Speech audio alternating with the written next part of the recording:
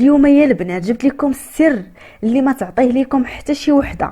وصفه خطيره كترطب الشعر من ساعتها. الا شعرك ناشف، عندك الزغبه مشوكه وناشفه وواقفه، الا شعرك كتوحل فيه المشطه ديما مخبل، نوضي ديري هاد الوصفه ونسي عليا السوشوار، نسي عليا الترطيبات الكيماويه. اكيد غتوفري فليساتك، واللي شافتك غتسولك على السر، ما غاديش تصدق بانها وصفه يسحب ليها دايره شي كيراتين اولا دايره السوشوار.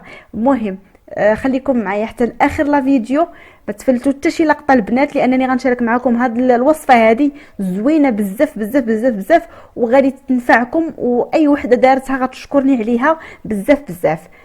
تابعوا معايا الفيديو حتى الاخر، وما تنسونيش من واحد لايك زوين وواحد تعليق. وغادي ندوزو دابا تشوفوا معايا المكونات وطريقه التحضير. فاول مكون غادي نحتاجوه في الوصفه ديالنا هو الشوفان او الخرطان. فبالنسبه للكميه هنايا غديروا على حسب الطول والكثافه ديال الشعر ديالكم. انا غنستعمل هنايا 3 المعالق كبار ديال الشوفان. غتشوفوا الكميه اللي غتعطيني هاد الوصفه اللي غندير. بالنسبه للشوفان راه كاين عند البقال، كاين في المحلات التجاريه الكبرى. هنا انا بغيت ندير لكم شي وصفه اللي تكون البنات في المتناول، تكون بسيطه وتكون غير مكلفه، يعني اي وحده تقدر ديرها. بالنسبه للماء كنديروا كاس كبير ديال الماء، وغادي ندير هاد الكاسرونه على نار متوسطه، نخليها واحد 10 دقائق. فما كتاخدش هاد الوصفه يعني وقت كتير في الطياب، ما كتاخدش بزاف، دغيا دغيا وكتكون وجدات. فغنخليها هنا تتوجد ليا وغنرجع معكم. دابا من بعد ما طاب ليا الشوفان البنات كيف ما كتشوفوا راه كيطلق لينا الجيل ديالو، الجيل زوين بزاف كيرطب البنات الشعر، ما تيخليش الزغبه ناشفه. فهاد الشوفان بحال واحد البلسم، فيه بزاف ديال الفوائد وبزاف ديال المنافع على الشعر. صافي دابا غنصفي هاد الكميه اللي عندي كيف ما كتشوفوا معايا. غادي نستمر حتى نصفيها كامله. ممكن ديروا شي زيف تاع النيلو او لا شي ليبه باش تصفيو فيها، او شي صفايه، المهم اللي جاكم ساهل. صافي غنصفيو بهذا الشكل هذا. غادي نكمل ونرجع معاكم باش تشوفوا معايا ان شاء الله الباقي المكونات اللي غادي نضيفوهم لهذه الوصفه. فتابعوا معايا الفيديو، وما تنسوش البنات تبقاو تضربوا طليله على المنتدى تشوفوا الاقتراحات اللي كنشارك معكم بزاف الاقتراحات، وبقاو تصوتوا لي على الوصفه اللي بغيتو. هنا من بعد ما صفيت هذاك الجيل ديال الشوفان تيجينا بهذا الشكل هانتوما كي كتشوفوا معايا. دابا غادي نضيفوا عليه ثاني مكون هو الزبده. الزبده كتكون بدون ملح ديال هاد السوبيرات البنات.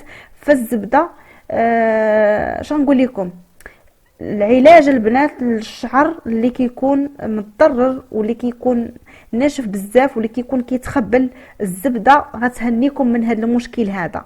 الزبده راها زوينه البنات وشي حاجه اللي غير مكلفه. كيف ما كتعرفوا ان اي وحده ممكن دير هذه الوصفه، لكن راه ما نعاودش لكم على النتيجه. جربوها البنات، جربوها وعاد حكموا. يعني اي حاجه كتبغي التجربه، اي حاجه كتبغي تجربيها.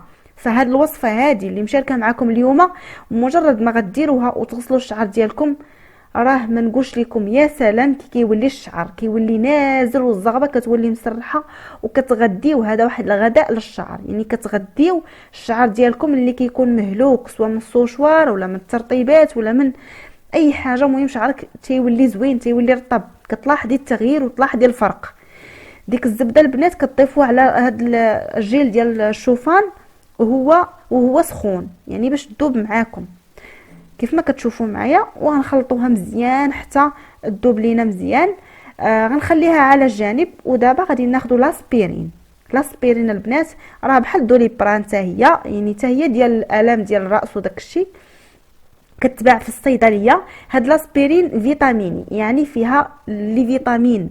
فبزاف ديال الخبراء ديال الشعر اللي نصحوا بهاد لاسبيرين كماسك للشعر او مع الشامبو للشعر. فهي كتقوي الشعر وكتحفز البصيلات ديال الشعر على النمو، وكتعطي القوه والكثافه للشعر. فيها بزاف ديال المنافع هاد لاسبيرين، ماشي شي حاجه اللي كتاثر على الشعر، بالعكس. لان بزاف اللي غيشوفوا لاسبيرين نيشان غيقولوا لاسبيرين غتضرر لينا شعرنا، لاسبيرين ما مزياناش، بالعكس. فاي حاجه كنبحث عليها عاد باش كنشاركها معكم. فلاسبيرين فيها بزاف ديال الفوائد وبزاف ديال المنافع للشعر، لانها غنيه بالفيتامينات. درت قرص واحد ديال هاد لاسبيرين مع شويه د الماء، غير شويه الماء، القياس اللي غادي ديروه للشعر ديالكم، اللي غيفزك لكم شعركم. تقريبا غديري واحد الكاس ديال الماء. فانا هنا درت لكم قياس غير شويه باش نوريكم الوصفه.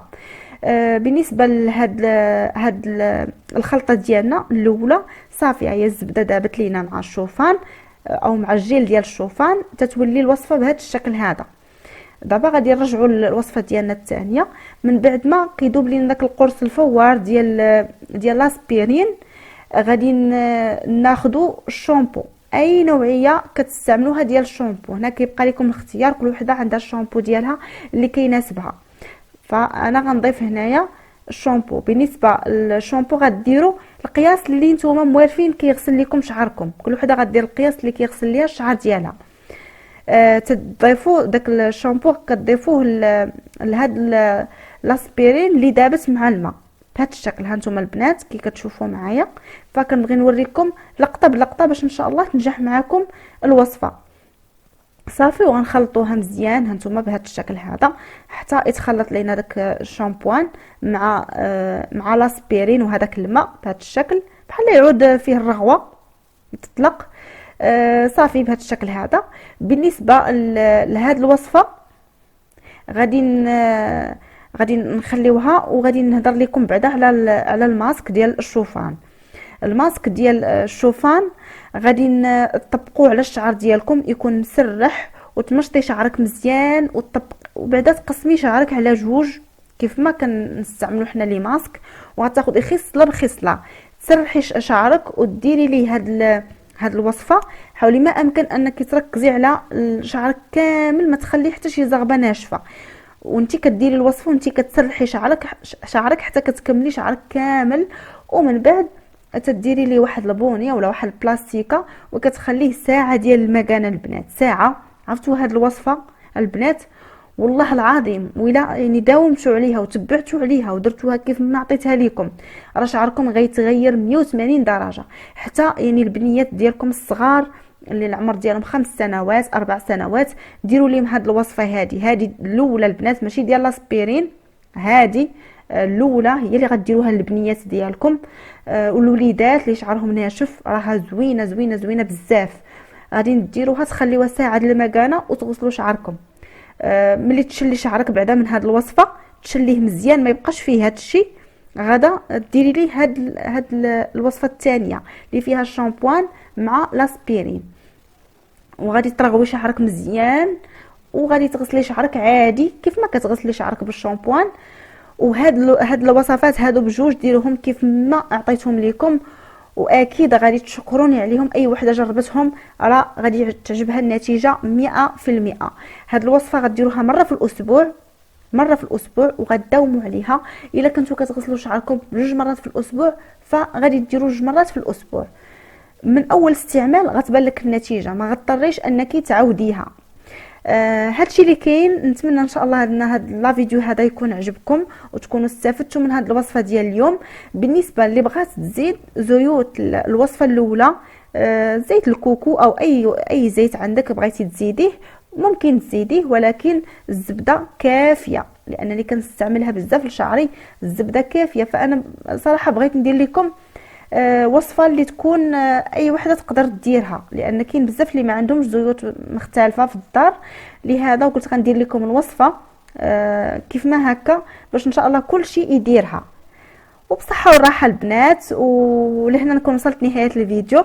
ما تنسونيش من التعليقات ديالكم، شجعوني بالتعليقات وشجعوني بالبارطاج. شاركوا هذه الوصفه مع صحاباتكم، مع بنات عماتكم، بنات خالاتكم، باش كلشي ان شاء الله يديرها. والا بغيتوا شي وصفه ديال مثلا تطويل الشعر او لا وصفه ديال تبييض الجسم، تبريمات، وصفات لتبييض البشره، وصفات لازاله الكلف، كلهم الوصفات يعني موجودين على القناه. ضربوا طليله على الفيديوهات فاكيد غادي تستافدوا منهم. فكاين البنات جدادات اللي يلا التحقوا بالقناه، ولا اللي التحقوا بالقناه مؤخرا، راه كاين بزاف ديال الوصفات شوفوهم. ولحنا نكون وصلت نهايه الفيديو. تنقول لكم شكرا لكم على المتابعه، وخليوا لي واحد لايك وواحد تعليق زوين، وغادي نتلاقاو ان شاء الله مع وصفه جديده عم قريب مع فيديو جديد، ومع السلامة.